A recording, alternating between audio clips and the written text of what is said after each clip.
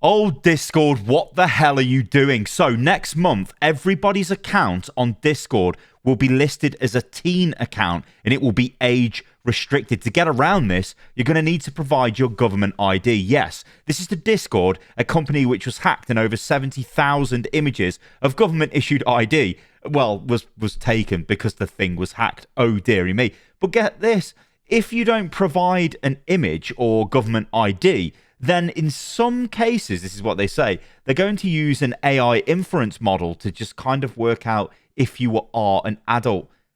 Are they reading your DMs? Oh, Discord, this is mental. Let me break this down for you. This is actually mental.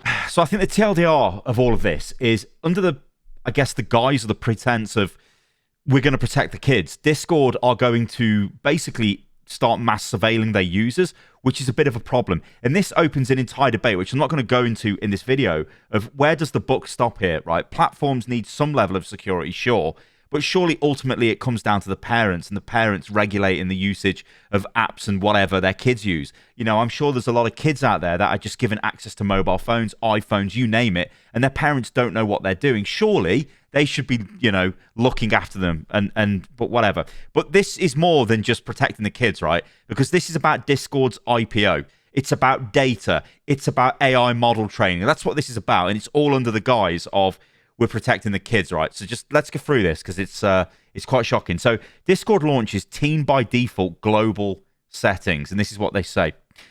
Teen by default settings to roll out globally for all Discord users, enhancing age-appropriate protections while maintaining privacy, community, and meaningful connection on the platform. I mean, maintaining privacy is probably the biggest joke of this, because obviously, how is this maintaining privacy? You're giving away your privacy to continue using the platform, which is madness. So, Discord is announcing an enhanced teen safety features rolling out globally that reinforce its long-standing commitment to creating a safer and more inclusive experience for its users over the age of 13. As part of this update, all new and existing users worldwide will have a teen-appropriate experience by default. With updating communication settings, restricted access to age-gated spaces, and content filtering that preserves the privacy and meaningful connections that define Discord.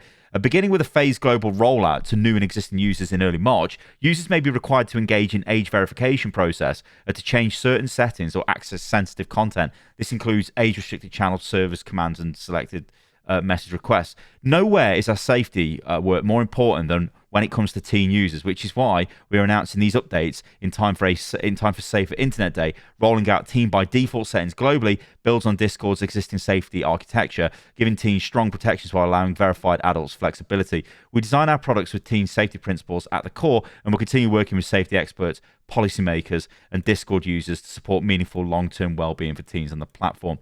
Now, again, you know, there's a ton of mentions here about protect the kids, for the kids, and all this. That is their gateway into doing this. It's to open their surveillance systems. It's to collect data. It's to train AI models. It's to go on the stock market. Right? That's what this is. Right? And don't worry, I'll break that down. So, privacy forward age assurance. Age assurance is the foundation of this new experience and is designed to respect Discord users' privacy and choice. Discord users can choose to use facial age estimation or submit a form of identification to its vendor partners. Remember, they were hacked, and I'll show you that in a second. With more options coming in the future. Additionally, Discord will implement its age inference model, a new system that runs in the background to help determine whether an account belongs to an adult without always requiring users to verify their age. Some users may be asked to use multiple methods if more information is needed to assign an age group. So, like, if you get selected to not require... so the easiest thing here is, right, the age of the account. If you've got a Discord account that's 10 years old, you're probably not a kid, right? You know what I mean? So are they going to look at account age, or are they going to look at all of the messages you're sending in all of the public chat rooms, and then are they going to look at all of the servers that you've joined? Then are they going to look at all the connections you've got to your account?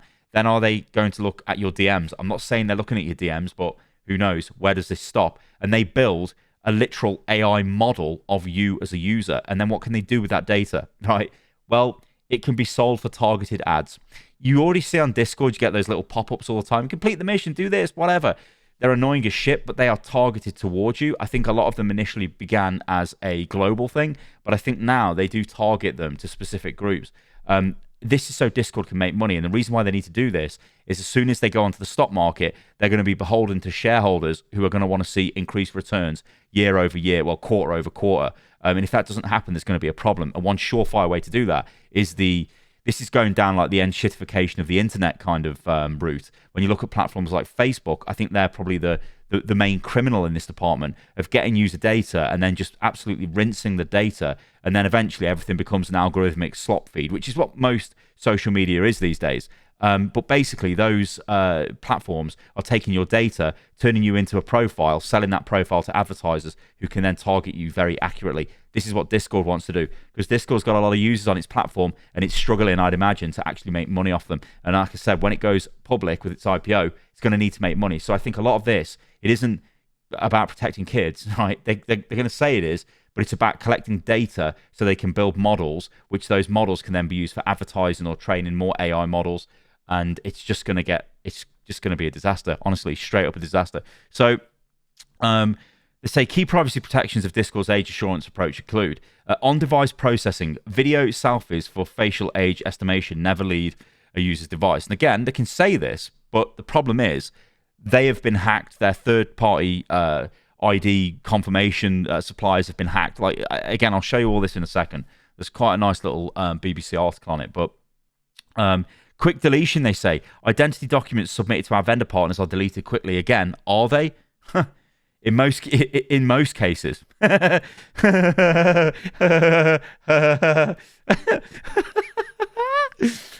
Immediately after age confirmation. Straightforward verification. In most cases, users complete the process once and their Discord experience adapts to their verified age group. Users may be asked to submit multiple methods when more information is needed. Private status. A user's age verification status cannot be seen by other users. Right. After completing a chosen method, you'll receive confirmation via a direct message from Discord's official account. And then they go on to say they've got safety settings. So starting in early, this is what's going to happen to everyone.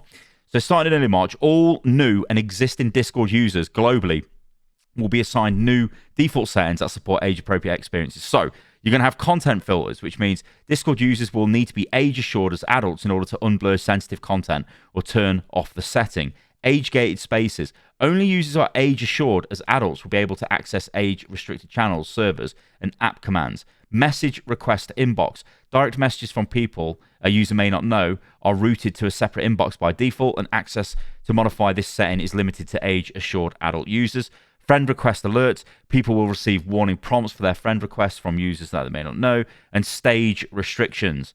Only age-assured adults may speak on stage servers. So if I was to look at this, you can maybe argue, okay, this stuff isn't too bad. But this thing, the stage restriction, that's the thing of like, well, you better send your ID in because you won't be able to speak in stages. I'm not saying everyone speaks in stages, but I've joined stages. I've been, what have I got to prove that I'm an adult now so I can join these in the future? It's mental. It's actually mental.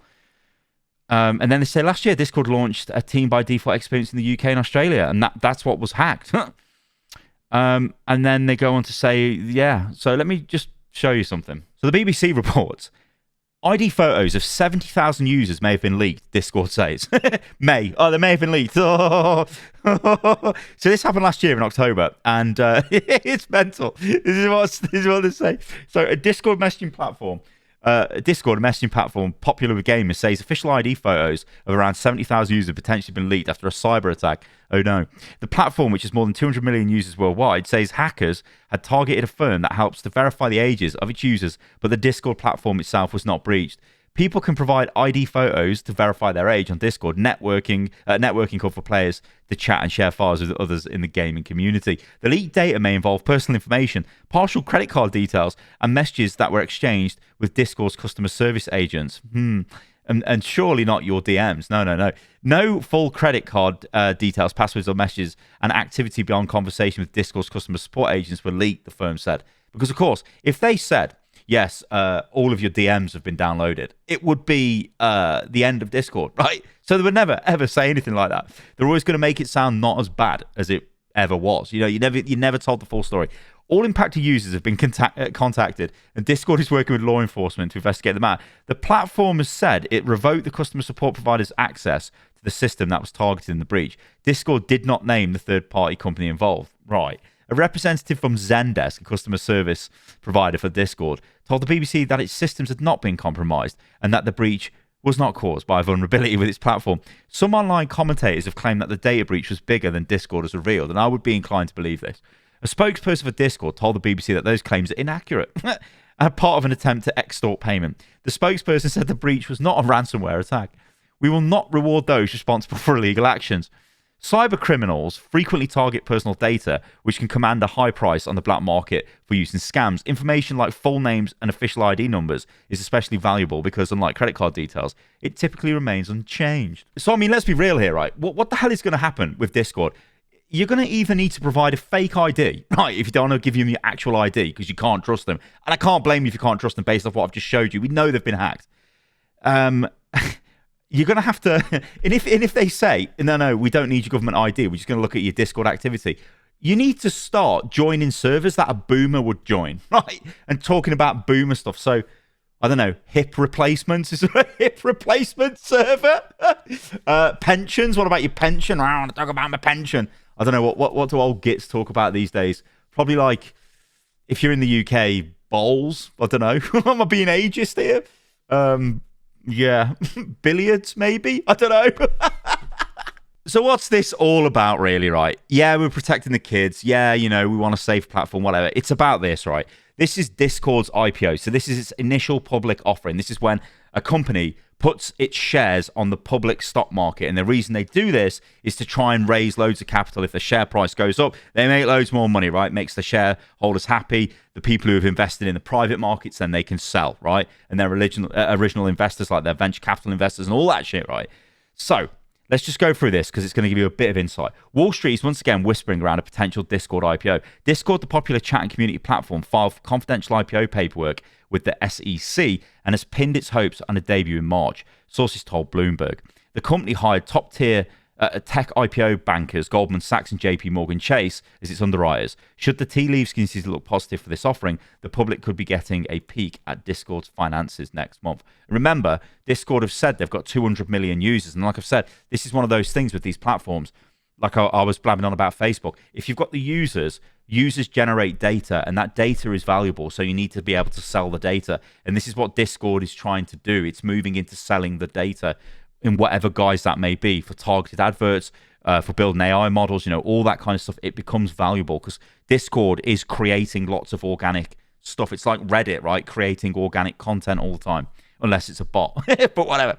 But we'll have to wait and see. Even if investors are gung-ho, it's not clear yet whether 2026 will become a better market for IPOs. Discord was reportedly in early stage talks about an IPO back in March of last year, but then came chaos in the US federal government between the Department of Government Efficiency, inspired budget cuts and all of that stuff.